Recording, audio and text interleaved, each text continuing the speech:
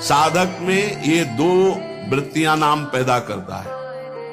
पहला, अंतःकरण के सारे दोषों को भगाना। दूसरा, अंतःकरण में दैवी संपदा के सद्गुण स्थापित करना। तुम्हें नहीं करना, वो नाम कर रहा है, बस तुम चुप रहो।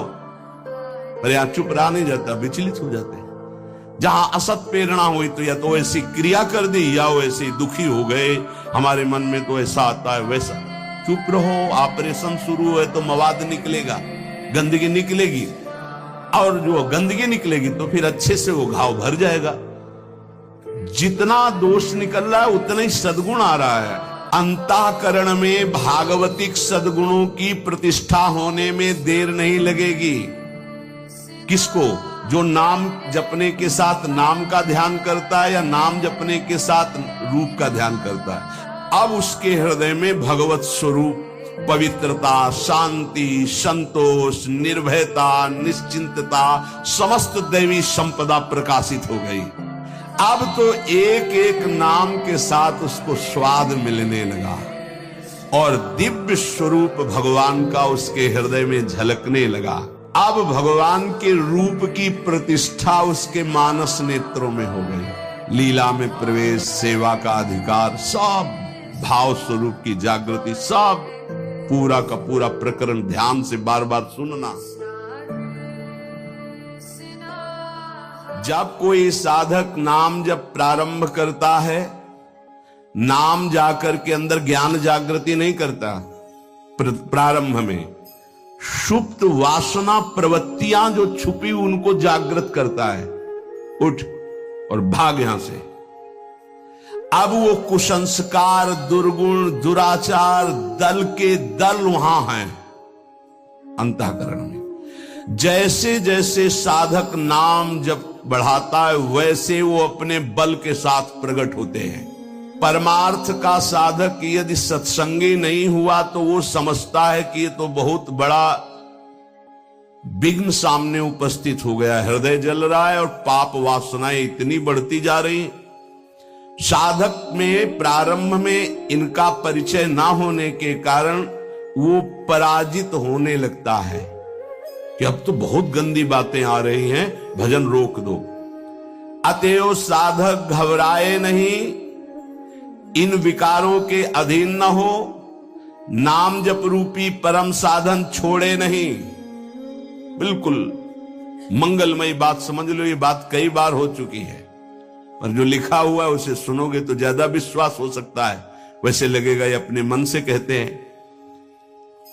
साधक प्रारंभ में पराजित करने की सामर्थ्य नहीं रखता, अतएव घबरा करके इनका परिचय ना जानने के कारण वो या तो इनके अधीन होकर फिर गलत कार्य करने लगता है या भयभीत होकर साधन नाम जप करना छोड़ देता है।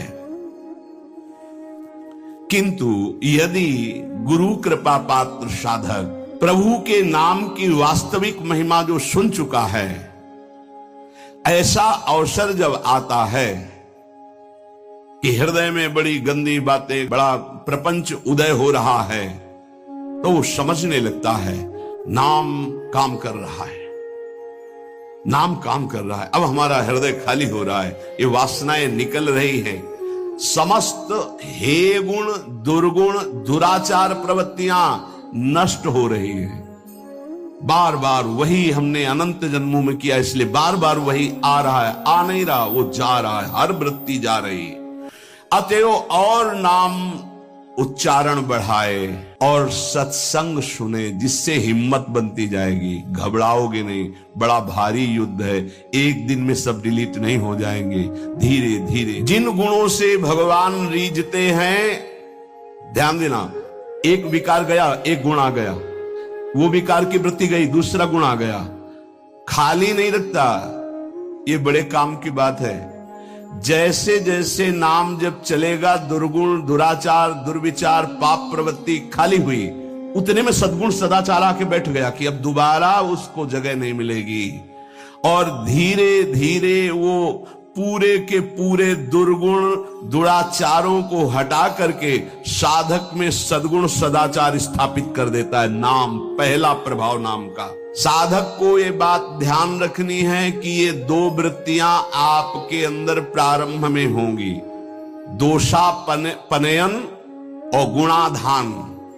दोषापनयन, जो दोष वृत्तियां हैं उनको निकलना और उनकी जगह में सद्गुण सदाचार स्थापित करना, ये नाम करेगा। तुम्हें चुप रहना है, राधा राधा राधा राधा राधा राधा।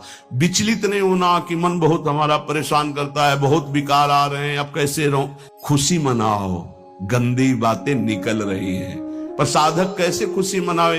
वो तो मन में तदात्म में, तो मन में जलन हो रही है और वो निकल रहे हैं तो वो समझ रहा है आ रहे हैं, और फिर वो उनसे या तो द्वेष कर बैठता है या तो राग। द्वेष कर बैठता, क्यों आ रहे हैं, क्यों ऐसा ऐसा, उनकी सत्ता दृढ़ हो रही। और या फिर उसी आचरणों में लग जाता है तो रागात्मक या द्वेषात्मक वृत्ति से वो टिक जाते हैं, खाली नहीं हो पाते। इसीलिए लंबा समय निकल जाता है, कोई लाभ उसको समझ में नहीं आता। साधक में ये दो वृत्तियां नाम पैदा करता है। पहला, अंतःकरण के सारे दोषों को भगाना। दूसरा, अंतःकरण में दैवी संपदा के सद्गुण स्थापित करना। तुम्हें नहीं करना, वो नाम कर रहा है, पर तुम चुप रहो। पर यहां चुप रहा नहीं जाता, विचलित हो जाते हैं। जहां असत प्रेरणा हुई तो या तो ऐसी क्रिया कर दी या वो ऐसे दुखी हो गए, हमारे मन में तो ऐसा आता है वैसा। चुप रहो, ऑपरेशन शुरू है तो मवाद निकलेगा, गंदगी निकलेगी, और जो गंदगी निकलेगी तो फिर अच्छे से वो घाव भर जाएगा। जितना दोष निकल रहा है उतना ही सद्गुण आ रहा है। कितना सुंदर बात है, अगर ये न समझ पाए तो परेशानी पड़ जाएगी। बिल्कुल निश्चिंत रहिए, तुम्हारे अंदर काम क्रोध लोभ जो भी दोष दिखाई दे रहे हैं, आ नहीं रहे, जा रहे हैं, जा रहे हैं। और वो जगह खाली नहीं हो रही, वहां दैवी संपदा भर रही, जिससे भगवान प्रसन्न होते हैं। यदि हम नामोच्चारण के साथ साथ नाम का ध्यान शुरू कर दें तो और जल्दी दिव्य सद्गुण आ जाएंगे। अंतःकरण में भागवतिक सद्गुणों की प्रतिष्ठा होने में देर नहीं लगेगी।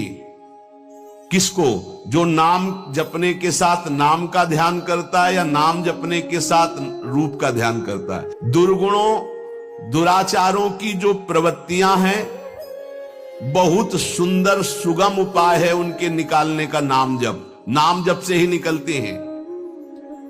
सद्गुण सदाचार ये खाली हृदय में आकर बैठने लगते हैं।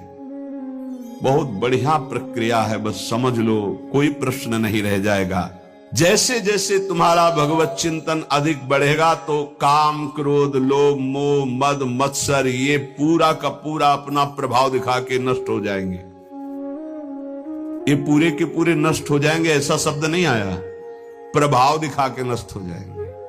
जितना इनमें पावर हो पूरा पावर दिखाएंगे तुम्हें परास्त करने के लिए। नाम छोड़ दो, संसार में आ जाओ। पर जो साधक जमा रहता है, राधा राधा राधा, अब उनके अनर्थ और दुष्परिणाम और अनिष्ट चिंतन ये सब कुछ छूट गया। नाम से पूर्व पाप भस्म हुए, वर्तमान का जो अनर्थ है, दुष्परिणाम है, अनिष्टकारी चिंतन है, वो छूट गया। अब उसके हृदय में आनंद का प्रादुर्भाव हुआ। अब उसके हृदय में भगवत स्वरूप पवित्रता, शांति, संतोष, निर्भयता, निश्चिंतता, समस्त दैवी संपदा प्रकाशित हो गई। अब तो एक एक नाम के साथ उसको स्वाद मिलने लगा और दिव्य स्वरूप भगवान का उसके हृदय में झलकने लगा। अब भगवान के रूप की प्रतिष्ठा उसके मानस नेत्रों में हो गई। पूरा का पूरा प्रकरण ध्यान से बार बार सुनना। अब उसके हृदय में जो आनंद आया, उस आनंद में उसे आत्मस्वरूप का बोध हो जाता है। मन अद्भुत आनंदित, तो भगवत दृष्टि जागृत हो गई। ये दो अधकचरी दशा के नाम जापक होते हैं, इनकी बड़ी दुर्दशा होती है। मुख से तो नाम उच्चारण करते हैं और शरीर के आचरण करते हैं वही जो मन बुद्धि कहते हैं, तो उनका वास्तविक नाम जप नहीं हो पाता। क्योंकि थोड़ी देर मुख से नाम उच्चारण कर लिया, फिर असत आचरण किए, असत चिंतन किए, तो ये जो अधकचरापन है ये बहुत कष्ट देने वाला है। सच्चा नाम स्मरण जो पीछे वर्णन किया गया, आपको परास्त नहीं होना, बराबर नाम।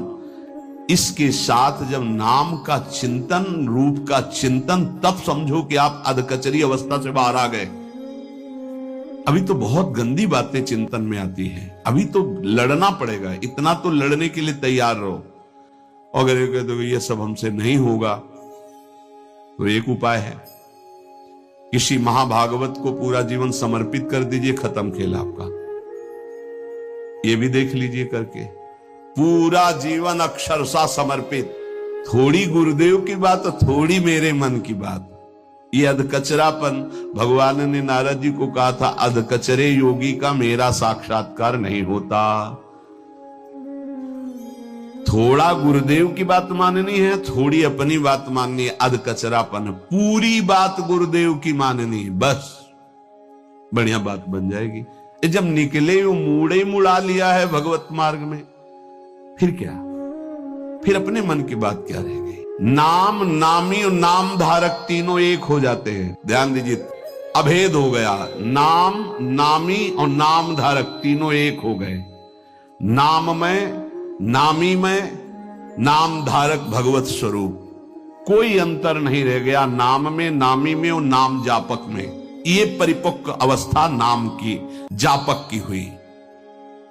नाम स्मरण की बात, जिह्वा से नाम, कंठ से नाम और फिर हृदय से नाम प्रारंभ हो जाता है, अंतरात्मा से।